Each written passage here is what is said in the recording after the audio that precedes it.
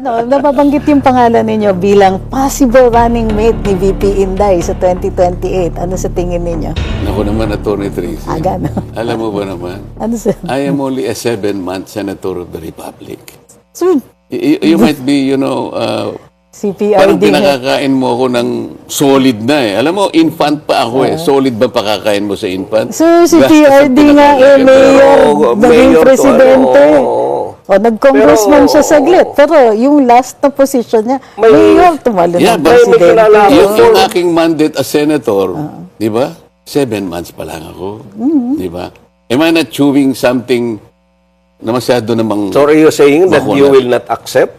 Or you will accept? Natingnan natin ang developments nga, no? Given the fact na ito pa lang naman, ang dami pa nating ayusin.